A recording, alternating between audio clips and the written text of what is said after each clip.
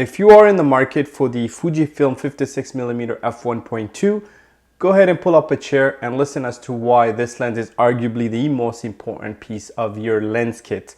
Hi, my name is Sam. I'm a Ottawa photographer and filmmaker, and I created this channel to help photographers and creatives like yourselves navigate the social media landscape and help you bring more visibility to your business and hopefully help you book more clients today.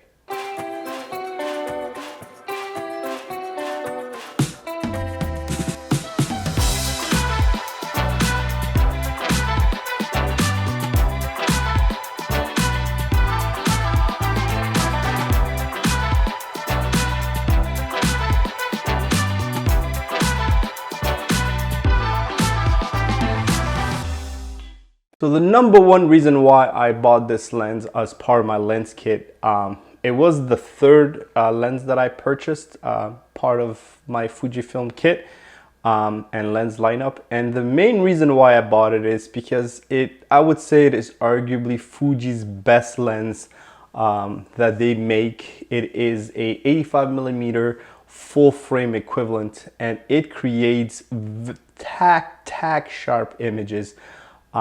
The bokeh that it creates at f1.2 is unbelievable. It is absolutely, it creates a very unbelievable separation between your subject and the background. Everything behind that subject is milky and smooth.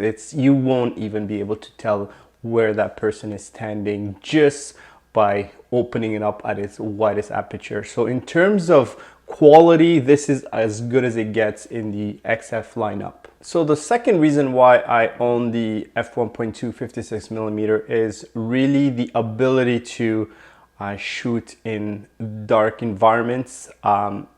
Quite a few weddings take place in churches that are hundreds of years old, that doesn't have a lot of natural light, and being able to stop down at f1.2 allows you to really absorb more lighting into your lens and prevents you from relying too heavily on your ISO. You can compensate with ISO, however, we all know that will introduce lots of grain in your image, and it's not really a look that a lot of people like.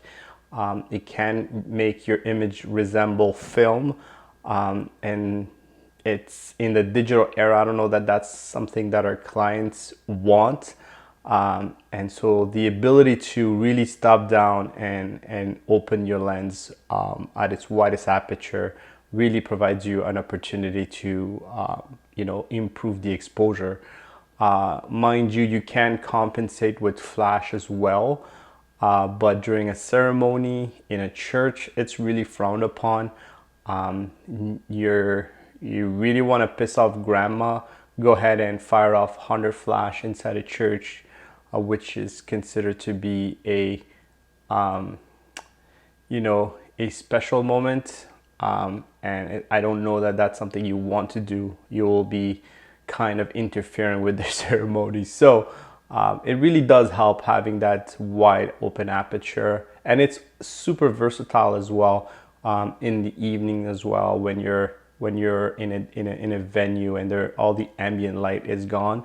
It creates an opportunity to expose your images significantly better when you have that lens. Up until a year ago, it was Fuji's fastest lens at f1.2. Now that they came up with the 50mm f1.0, that is then their fastest lens now, but it is significantly heavier and bigger and more expensive, and it's not always what everybody wants. So there's some pros and cons to balance, but I would say that the 56 f1.2 give you the best of both worlds between size and image quality.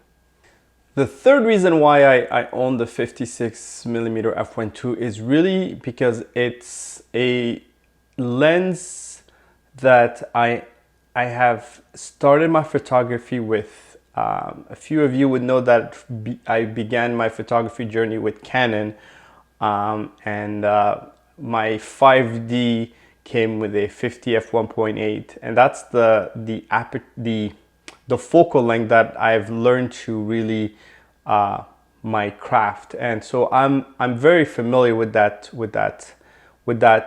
focal length. And mind you, my photography style is really having images that get rid of as much as negative space. So I really like close-up shots, and it's not ideal when you're using a 23mm f1.4 like I own, when I spend a lot of time cropping those images, which essentially soften it by revealing close-ups. And so the 56 lets you, stay further away from your subject, and really lets you, frame your image the way I like it. And people always get sketchy and jittery whenever a camera is in their face, and it does away with the ability to take candid photos.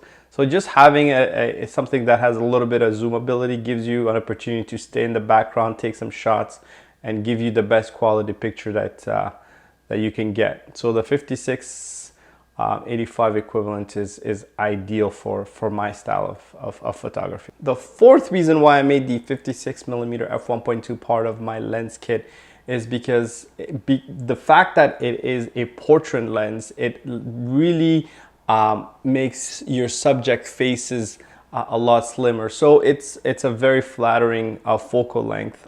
So when you use a wide lens like a 16 or 23 or 35, your subject will tend to have a more rounded face, and it's not sometimes a look that you're going for.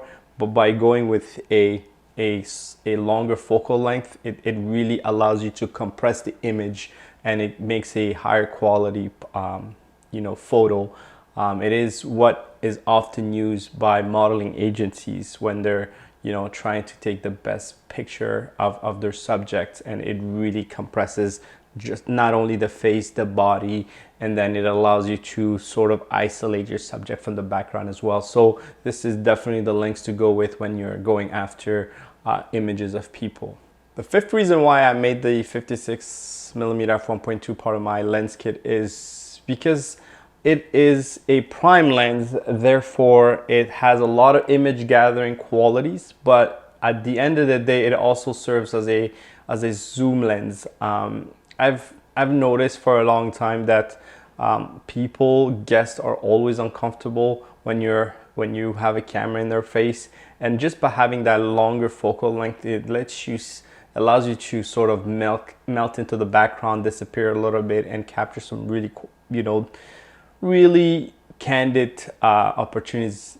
And so just having that, it substitutes kind of as a telephoto lens. So if you don't own a 70-200 where you can just snap shots from a distance, this does an excellent job.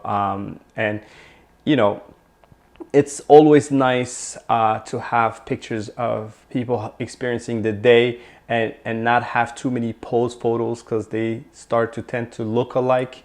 And so just being able to capture the day without disturbing conversations and special moments that people are having, I think makes a better photo gallery when you take into account all of the images of the day.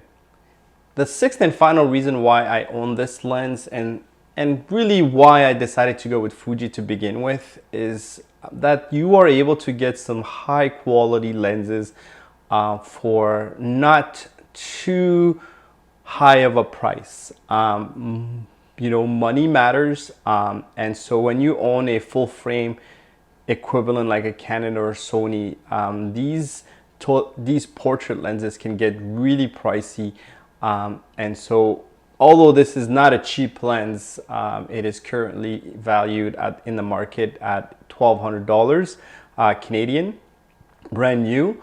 It can be used in the secondary market for half that price. But when you're getting a 85mm equivalent lens that is the 1.2 at the 1.2 aperture for less than $1,200. That's a really good deal.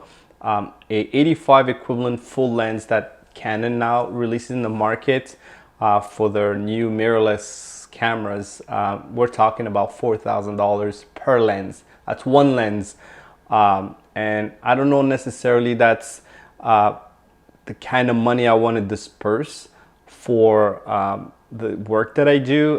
There comes a point where there is a diminishing return when you invest that kind of money into one lens alone, and God forbid you lose it, you break it, or it gets stolen, you out a lot of money.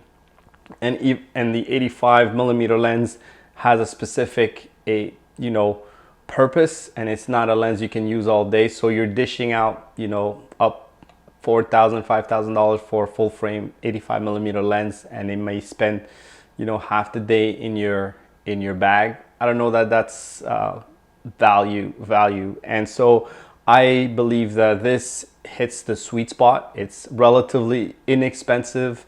The images that it produces are just on par as the full frame lenses. And I believe that if you are going to get into wedding photography, you absolutely need one of these, and you are able to enter the market relatively quickly considering the price. So I would highly suggest that you make this lens part of your kit as soon as possible. So having owned this lens for a few months now, I've had opportunities to use it in all its glory, and I am thoroughly happy with the actual quality that it has demonstrated. Now, it took some getting used to and really learning the sweet spot of the lens. And even though you could stop down to all the way to 1.2, I learned that that's not where it is at its sharpest. I've run some tests, and this camera's sweet spot comes in at about f2.8. That is where it is actually at its very sharpest. So should you decide to drop the cash and buy this lens, by all means do it, but know that just because you can't shoot it wide open, it's going to be the best. That's not the case. When you do buy it, it's really sharpest focal length. The f-stop is 2.8 to f5.6. That's really the sweet spot there. So make sure that you harness it and use it in its proper in its proper way. I guess you can put it that way. It has its pros and cons, but nonetheless, it is an absolutely gem to own. So do you think this lens is going to be part of your kit? Leave me a comment below. Let me know if you're actually will go ahead and pull the trigger and buy it, and let me know what your initial impressions are once you do it. I was thoroughly happy with my purchase, and I want to know if you also are happy with it. I know that this video is going to help you decide whether or not you're going to pull the trigger, but let me know why you're considering this might be a lens that you might purchase. So if you like this kind of content, I have another video that actually gives you a review of the Fujifilm 23mm f1.4. So if you click here, you'll see a link, and you'll get my opinion, if you will. And then my next video is going to be about the actual Fujifilm 50 to 140 millimeter f2.8 telephoto lens. I also own that one, made the purchase recently. I've had the opportunity to snap some photos with it. I'm still testing it to see how to best use it, and that's going to be likely my next video. So if you like this kind of content, please hit the like and subscribe button, and I'll see you in the next one. Peace.